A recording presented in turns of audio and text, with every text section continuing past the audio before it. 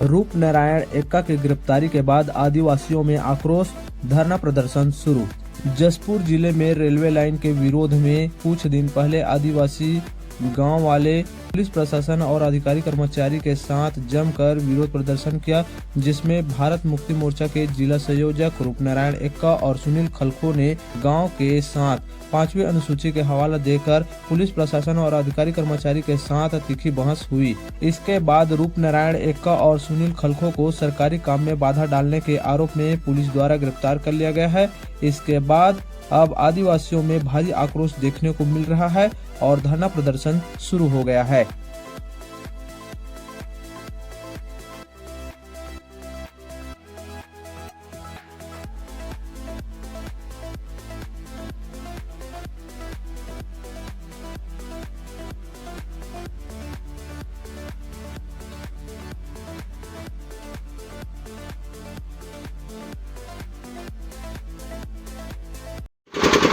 आज हम यहाँ एकत्र हुए हैं इसीलिए ताकि भारतीय संविधान में जो हमको अधिकार दिया गया है उस अधिकार का हम उपयोग और प्रयोग कर सकें। वर्तमान की परिस्थितियों में मैं देखता हूँ कि हमारे लोग, कई लोग कानून के जानकार तो हैं लेकिन उसका उपयोग और प्रयोग नहीं करते हैं, अमल में लाते नहीं। हमने चुनाव से पहले वादा किया था क्षेत्र में कि हम अनुसूची 5 लागू कराएंगे। जैसे पहला मीटिंग हुआ हमारा जिला पंचायत में, हम बोले ग्राम न्यायालय अधिनियम लागू करो, हमारे लोग कोर्ट कचहरी का चक्कर नहीं काटना चाहिए। ग्राम न्यायालय अधिनियम लागू करो जो कि 1996 में बना, 2001 में नियम बन गया, लागू करो, हमारे लोग कोर्ट कचहरी के चक्कर नहीं काटने चाहिए। क्यों? एक दिन में 1000 रुपये से कम खर्चा नहीं होगा, है ना। हमने बोला कि तहसीलों के काम को सुनिश्चित किया जाए कि तत्काल हो जाए। कितना? 3 महीने के अंदर नियम में है लेकिन होता नहीं है। तो हमारे लोगों को जानकारी नहीं होने के वजह से आज हमारे लोग जो है लड़ाई नहीं लड़ पाते हैं, अपने ही हक की लड़ाई नहीं लड़ पाते। तो साथियों, जो माननीय रूप नारायण एक्का और माननीय सुनील खलखो साहब को जो जेल गिरफ्तार करके जेल भेजा गया है वो पूर्णतः असंवैधानिक है। उन्होंने शासकीय कार्य में कोई बाधा नहीं डाला। 1985 का एक केस है, केरल बनाम पी रामारेड्डी। उसमें क्या बोलता है? और सुप्रीम कोर्ट का निर्णय कहता है कि आदिवासी क्षेत्र में सरकार एक व्यक्ति के समान है। सरकार क्या है? एक व्यक्ति के समान। अब ग्राम सभा बैठेंगे ना तो वहाँ अगर वो भी आएगा ना तो उसको हम आम जनता ही मानेंगे, वो बहुत बड़ा नहीं है। क्योंकि लोकसभा ना विधानसभा, सबसे बड़ा ग्राम सभा। तो इसीलिए हम उसको उसके साथ ऐसा ही ट्रीट करेंगे जैसा हम एक व्यक्ति के साथ करते हैं। वो एक सदस्य के रूप में बैठ सकता है। अच्छा, पैसा में क्या लिखा हुआ है? 2 लोग बैठेंगे, 2 लोग बैठेंगे शासन के तरफ से, बैठ करके मेमोरेंडम होगा। शासन उस परियोजना जो स्थापित करना चाहता है उस परियोजना के बारे में विस्तृत जानकारी देगा और उसके बाद में वहाँ जो लोग प्रभावित होंगे उनके लिए क्या व्यवस्था किया जाएगा उसके बारे में पूरा लिखित में ग्राम सभा को देगा, तब जा करके वो स्वीकृत होगा।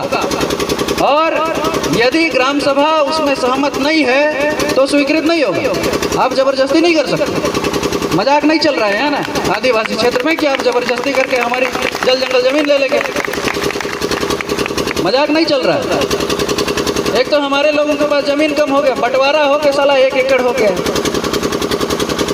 जिसके पास 1 एकड़ जमीन है वो भी सोच रहा है कि मेरे 3 जन बच्चे लोग हैं, बंटवारा करूं तो कितना कितना होगा। उसमें धान लगाएगा कि साग सब्जी लगाएगा, महीना भर के लिए खाने के लिए होगा कि नहीं, साल भर के लिए खाने के लिए होगा कि नहीं, सोच रहा है। जमीन है नहीं, कल के दिन में रोड में आने का स्थिति बन जाएगा, कल के दिन में कटोरा पकड़ने का स्थिति बन जाएगा। और एक तो जमीन नहीं है और आ गए जमीन लेने के लिए, लेकिन निशर्त मांग रहे हैं, अपना शर्त थोप रहे हैं। अरे आदिवासी क्षेत्र में ऐसा नहीं चलता है भाई। सामान्य क्षेत्र में आप चले जाइए ना, जहाँ सामान्य प्रशासन लागू होता है, यहाँ तो यदि हमारे मौलिक अधिकार से असंगत कोई विधियां अगर केंद्र और राज्य भी बनाता है तो वो तब तक शून्य मानी जाएगी जब तक वो हमारे मौलिक अधिकार से असंगत, हमारे मौलिक अधिकार से जब तक असंगत है तब तक के लिए वो विधियां शून्य मानी जाएगी। और मैं भारत के संविधान की बात कर रहा हूँ, मैं बाहर से कुछ नहीं बोल रहा हूँ, भारत के संविधान से ही बात कर रहा हूँ। सुप्रीम कोर्ट के जो फैसले आए हुए हैं जो आदिवासियों के फेवर में हैं, मैं उसकी बात कर रहा हूँ। अगर हम असंवैधानिक बात कर रहे हैं तो जेल में डाल सकते हैं। हमको तो कई बार बोले जेल, हम बोले जेल में डाल तो दीजिए, नहीं डालता। दिक्कत तो ये है। तो हम अपनी जो लड़ाई है, हमारा जो अस्तित्व है, 5000 साल पहले हम स्मार्ट सिटी में रहते थे ना, रहते थे। अब वहाँ से भगा दिए कहाँ? जंगल में। चल अब जंगल में भी रह रहे हैं तो जंगलों से भी भगा रहे हैं। कहाँ जाएगा आदिवासी, कहाँ जाएगा? अरे स्मार्ट सिटी में थे तो भगाए जंगल में, अब जंगल से भगा रहे हैं तो कहाँ जाएंगे? मंगल में जाएंगे, मंगल में जाएंगे। अरे मंगल में जाने के लिए हमारे पास उतना यान नहीं है, गरीब आदिवासी हैं हम। इसीलिए आप चले जाइए मंगल में विकास कर लीजिए, हमको धरती के लिए, धरती को हमारे लिए छोड़ दीजिए, हम अपना विकास कर लेंगे। तो आप सभी ने मुझे बहुत ध्यान से सुना, इसके लिए आप सभी को बहुत बहुत धन्यवाद, आभार। मैं बहुत ज़्यादा नहीं कहूँगा, और भी वक्ता लोग लाइन में लगे हुए और हमारे से और धुरंधर वक्ता लोग, तो बहुत ज़्यादा नहीं कहूँगा। मैं अंतिम में एक बार अपना परिचय दे देता हूँ। मेरा नाम निर्मल कुजूर है, इंजीनियर निर्मल कुजूर, और मैं वर्तमान में जिला पंचायत सदस्य सरगुजा। आप लोगों ने मेरी बात बहुत ध्यान से सुना, इसके लिए बहुत बहुत धन्यवाद, आभार, और पुनः सभी को जय जोहार। भारत माता की, भारत माता की, धरती माता की, धरती माता की जय भीम। आज पालीडीह चौक के इस पावन धरा पर उपस्थित क्षेत्र के सभी ग्रामीण जन और इस मंच को संचालित करने वाले मेरे आदरणीय जन, आप सभी को मेरे ओर से हार्दिक अभिनंदन है। मैं आप सभी का चरण वंदन करता हूं।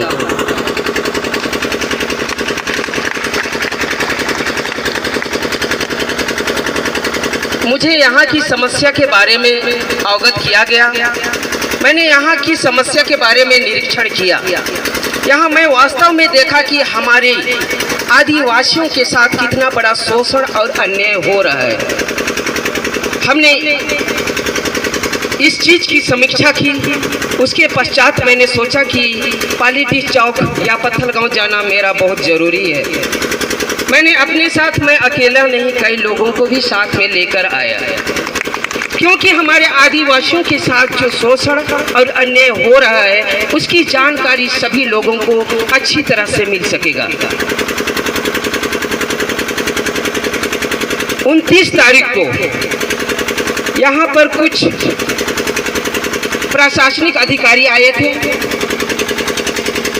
जिसका मैंने यहाँ पर जो रेलवे लाइन कोरबा जशपुर लोहरदगा जोड़ने वाली रेलवे लाइन बनने वाली है, इसकी दूरी भी लगभग 380 किलोमीटर है।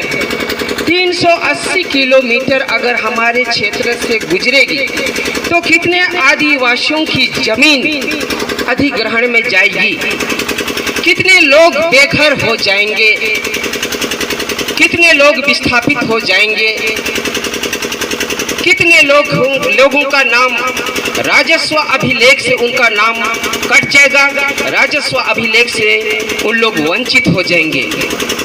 मैंने सभी दो साथियों को आज जेल के अंदर घुसा दिया गया है गैर कानूनन तरीके से। अभी निर्मल भाई बहुत अच्छा कानून के जानकार है, संविधान के जानकार हैं, एक एक करके हम लोगों को कानून के बारे में बताए। लेकिन जो हमारे भाई हैं, दो लोग माननीय आदरणीय रूप नारायण भाई, सुनील खलखो भाई, इसको कोई दूसरा आदमी अंदर नहीं किया है, हमारा आदिवासी आदमी ही अंदर किया है।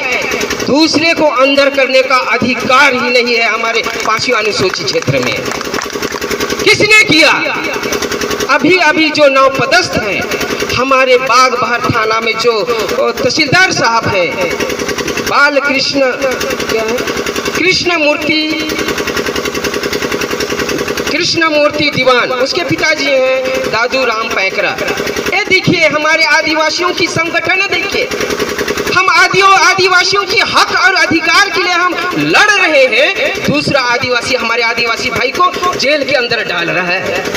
ये है हमारी आदिवासियों की एकता। उस तहसीलदार को तो मैं कॉलर पकड़कर खींच के निकालता और उसको मैंने सबक सिखाता।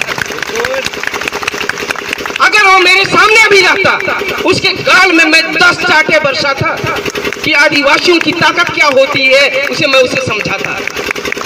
मैं उस तहसीलदार साहब को चुनौती देते हुए मैं कहना चाहता हूं, हमारे पूर्वज जंगलों में निवास करते थे और जंगली जानवरों का शिकार करके हमारा जीवन यापन करते थे, और आज हमें जानवर से इंसान बनाया है।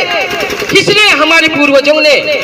और तहसीलदार साहब ने अगर हमें इंसान से जानवर बनाने की कोशिश अगर हमें करेगा, मैं उस दरिंदे को मैं शिकार करूंगा।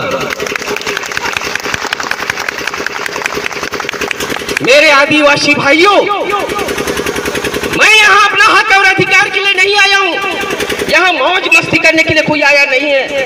हमारे 2 साथी जेल के अंदर हैं, हमें मस्ती लग रहा है क्या यहाँ बैठ के? इन लोगों ने 3 चरण में उसका भीख मांग रहे हैं, मैं तो आज ही उनका रिहा कर देता, इस चक्का जाम कर देता जो नेशनल हाईवे है इसको। और वो 2 जो हमारे साथी हैं उसको 1 मिनट में बाहर निकाल लाता। कानून क्या सोचती है हमारे सामने? हमारे क्षेत्र में हमारे लोगों को हमारे द्वारा ही अंदर करा के हमारे आदिवासियों का शोषण करेगा। देखिए हमारे साथ क्या रणनीति रची जा रही है। हमारे लोगों को, दूसरे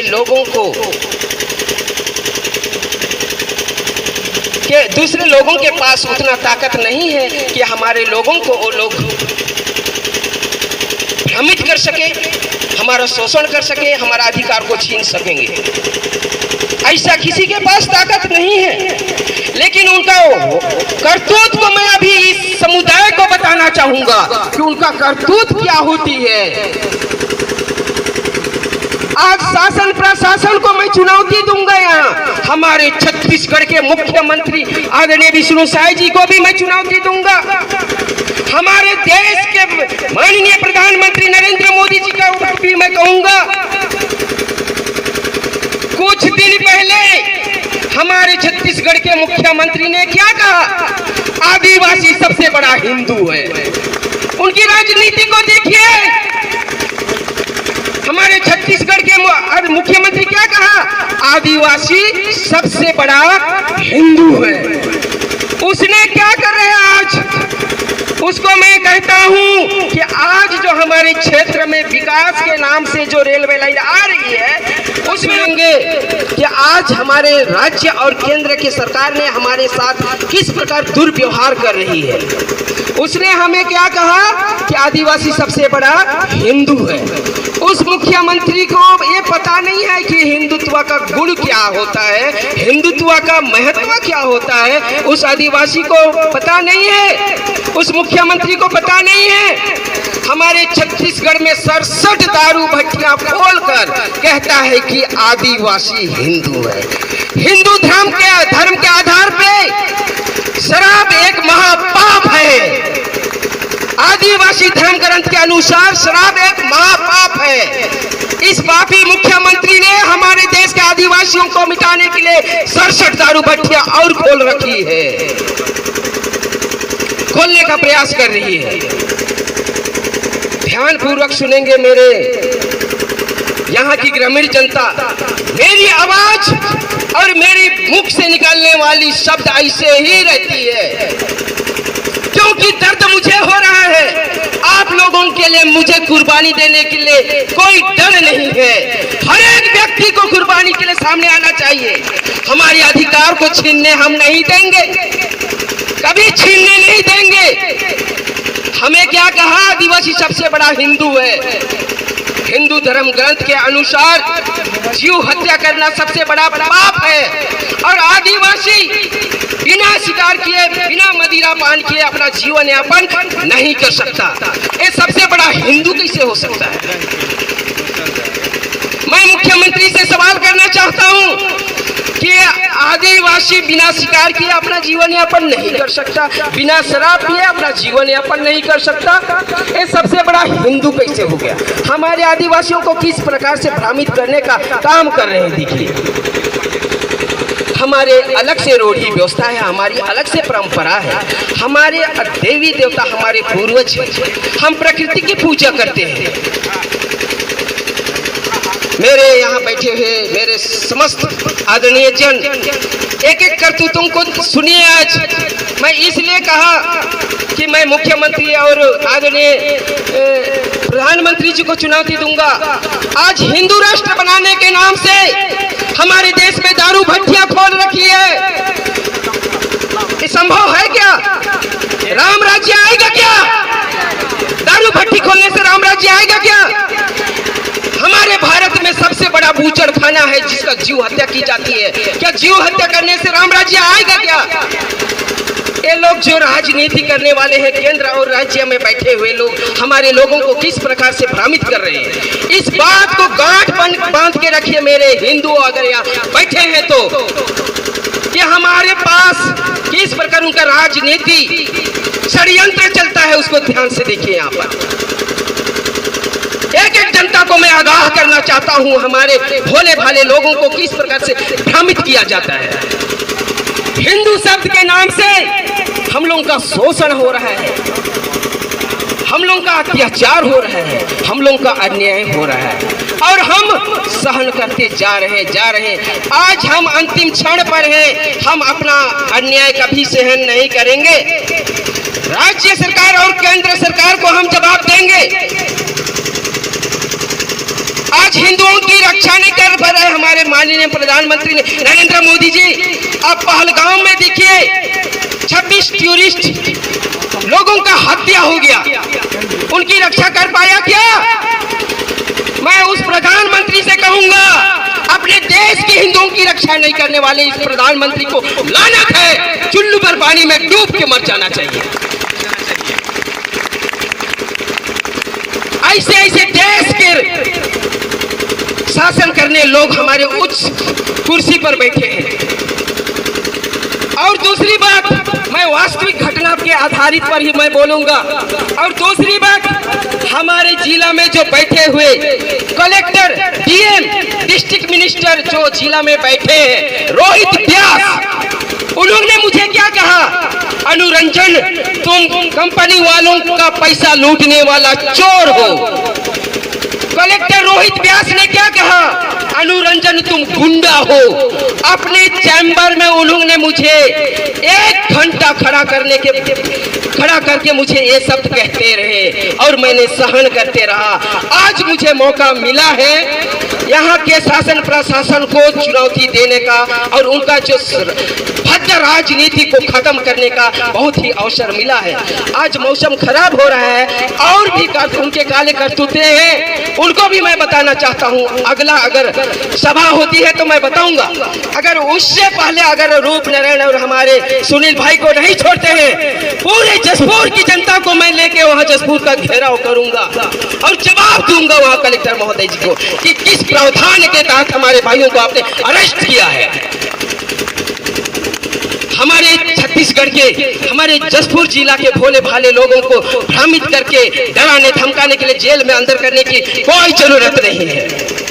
हमारे संगठन के आज जसपुर के एक एक नागरिक है, पर आज हमारे त्रिशोट की समस्या का नेतृत्व हमारे क्या है भारत मुक्ति मोर्चा कर रहे हैं। बहुत ही खुशनसीब की बात है।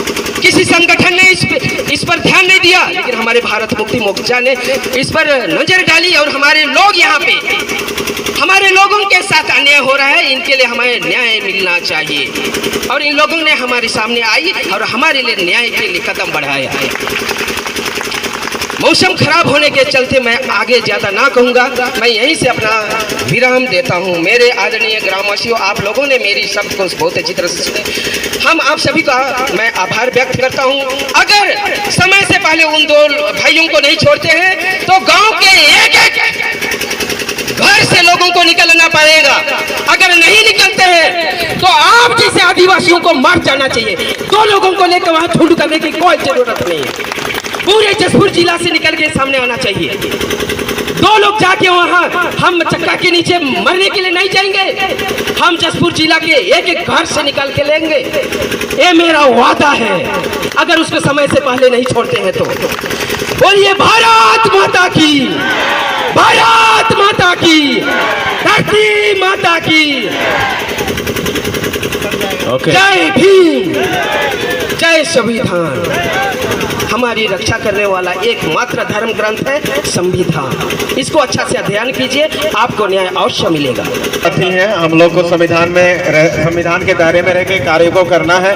विशेषकर शब्दों की गरिमा को आप लोग जरूर बना कर रखिए, क्योंकि हम लोग शांतिपूर्ण तरीके से धरना प्रदर्शन कर रहे हैं। अगर आज शांति के साथ हमारी बात, अगर शांतिपूर्वक हमारी बात ना मानी जाए तो हम लोग जरूर उग्र आंदोलन करेंगे आने वाले दिन में।